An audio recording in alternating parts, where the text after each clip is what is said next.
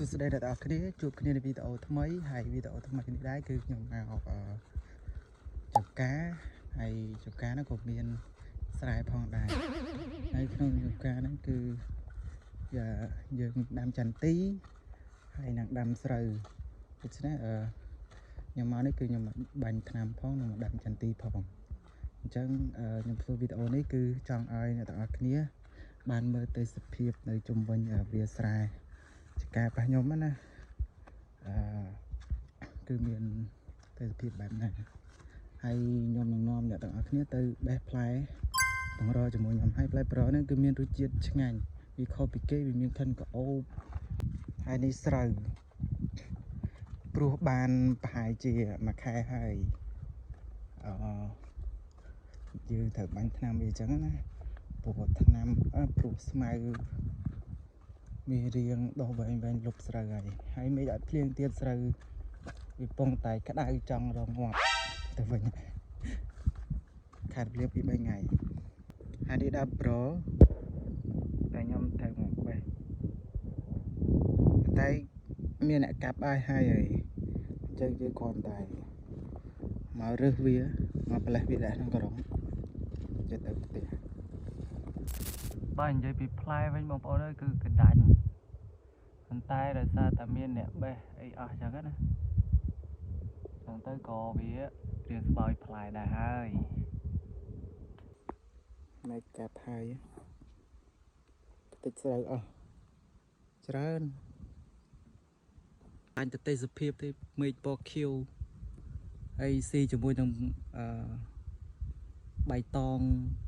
ស្រូវបៃតងខៀវខ្ចីហើយស៊ីជាមួយនឹងពពកទៀតមេឃពណ៌ខៀវទៀតរត់ស្អាតប៉ុន្តែបើខែប្រាំងវិញក្តៅណាក្តៅខ្លាំងមែនទែនហួតហែងតែខែវស្សាពេលបានភ្លៀងបានអីមកគឺវារៀងត្រជាក់វាមានជីវិតជីវ៉ាហើយនោះអ្នកដងទឹកបាញ់ថ្នាំស្រូវ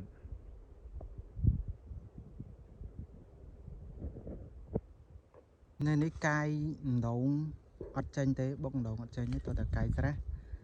ម្ដងគឺអត់ចេញទេព្រោះនៅខាងក្រោមសាក់ដុំថ្មសាក់ថ្មធំមកបែកក្រៀមអញ្ចឹងយើងខៃវាអត់ចេញទេអញ្ចឹងមានកាយស្រះប្រើទឹកស្រះចាប់កាលទៀតគេកាប់ឲ្យហើយយើងចាំតែផ្លេសវាដាក់ថង់ទៅ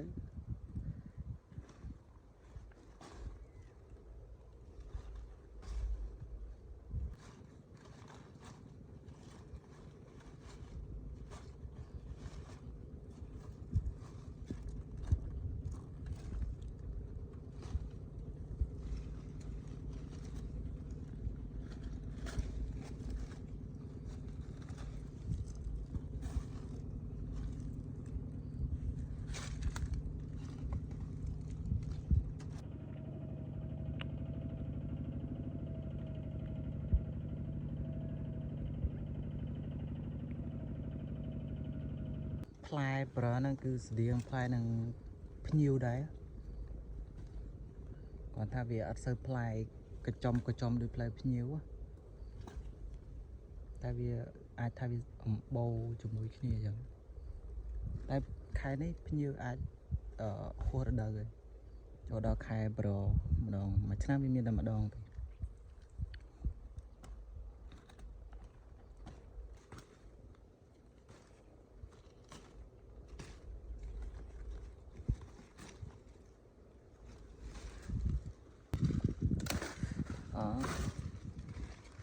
នេះវាផ្លែបែបនេះចកោមអញ្ចឹងណា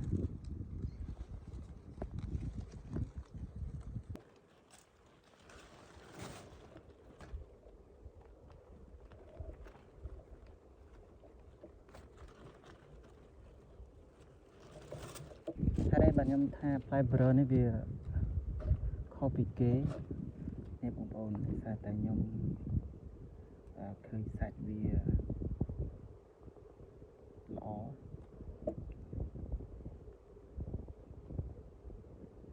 ហើយវាមានក្លិនក្រអូបឈ្ងុយ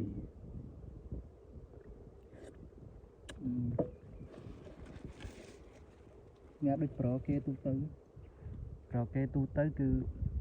មានជាតិជូរខ្លាំងហ្មង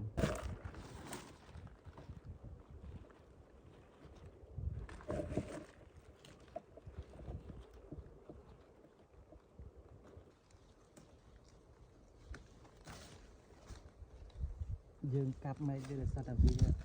មានសម្ោចឃើញនេះសាច់វា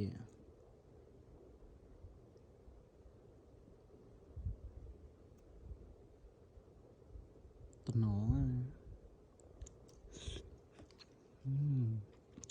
ជាតិសាហាវ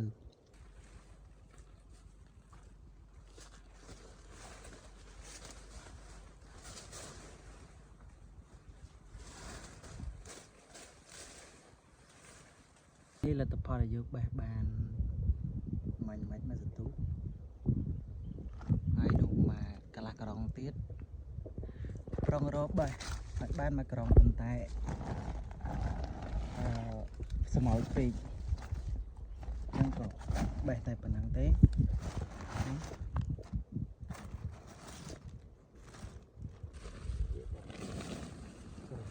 គ្រូយក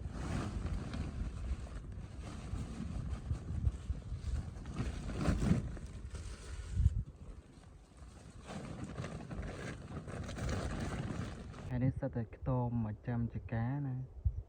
ពេលដល់រដូវច្រូតឬក៏រដូវព្រោះរដូវអីហ្នឹងគឺពួកគាត់មកពីស្រុកហ្នឹងមកចាំចកាមកស្នាក់នៅនឹងអញ្ចឹងណាតាម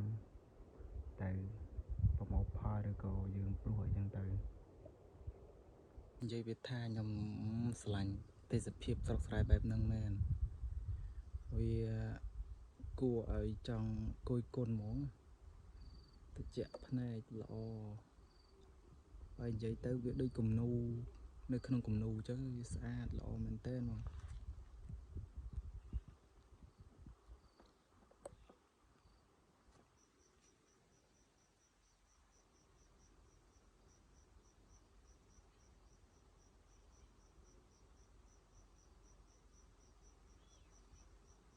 ទៀតចង់យកប្រយោជន៍ដាក់លីទៅតែឥឡូវយើងចេញដំណើរទៅខ្ទមជាងវិញទៅរោងវិញ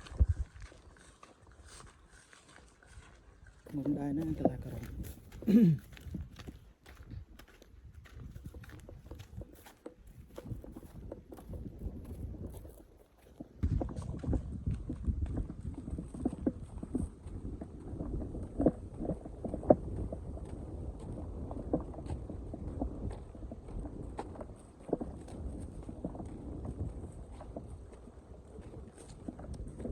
ផ្លូវចូលចកា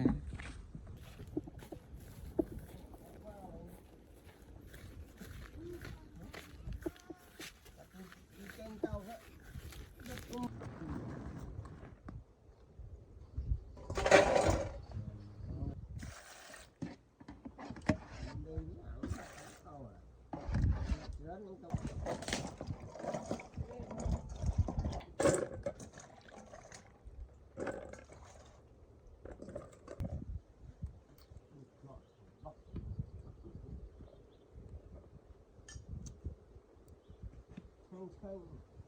បរោះទឹកស្រ័យឲ្យទុកទីទីយើងលក់មានលុយទីទេ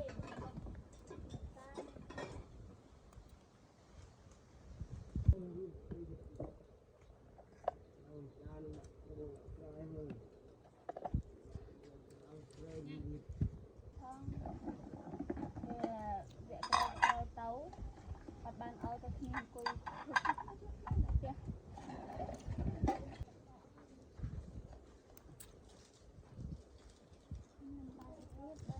តបមកយើងដាក់រ៉ូឌីក៏បានទឹកត្រីក៏បានតែខ្ញុំអត់មានទឹកត្រីទេខ្ញុំយករ៉ូឌីក្លុកហើយ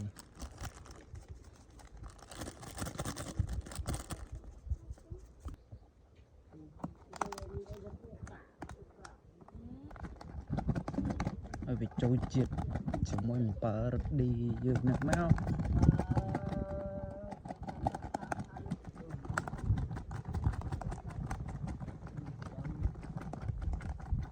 បើកមកវាសពចូលជាតិហើយនេះ Hả? Người ta cái đấy.